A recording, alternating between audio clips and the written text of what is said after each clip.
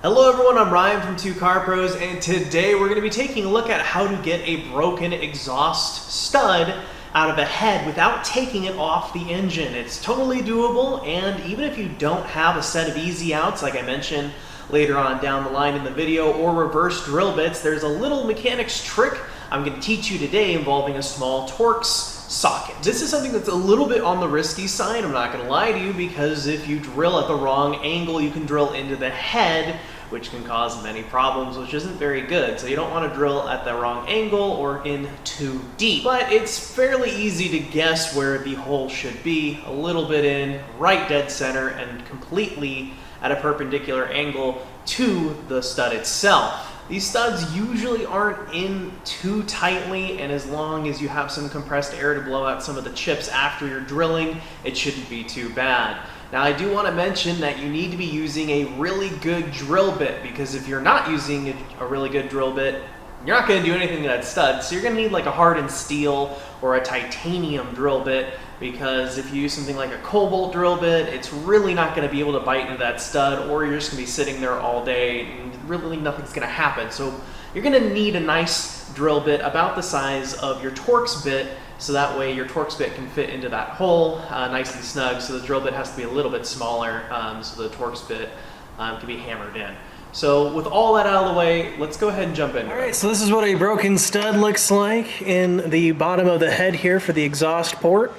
Now, when a bolt breaks, it always breaks off center, so the surface here isn't level. So what you need to do, what you need to use is a center punch to mark the middle of it, but make sure you're compensated for uneven surfaces, because bolts never break off evenly. So we're going to grab a small center punch here and make sure it's absolutely square and right angle with the head, because you need to not drill into the head, and you're going to do that by being square. We just want to create a small divot for the drill to sit in while we drill our pilot hole. Alright, so this is my right angle drill. This is essential for doing this kind of repair. You want to keep it at a right angle to the surface of this port here.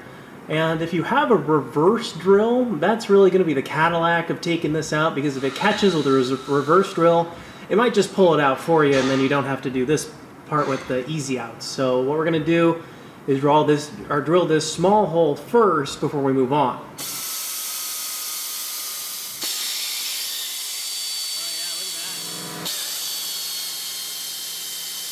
Alright, so next we're going to grab some compressed air and blow out any metal chips that are going to be in our way.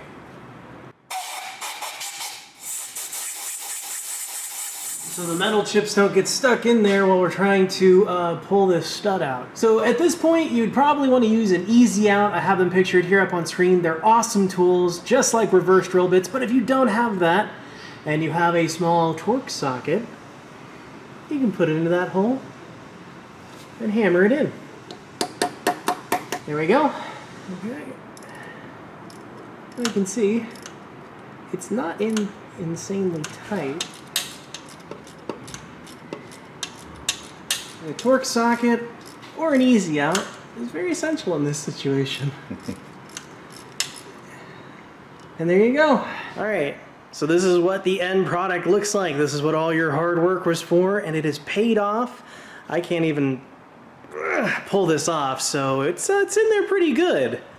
So this is an awesome tip if you don't have an easy out or reverse drill bits. So that's how to remove a broken off exhaust stud in the head of your engine without taking it off. It really saves you a lot of time to not sit there and remove the head. So this is something you could do. You do need a right angle drill though, that's either pneumatic or electric. It has to spin very, very fast in order to get through that, or get into the stud like we did in the video. Other than that, make sure you wear eye protection and subscribe down below. Thank you so much for watching, and I'll see you next time.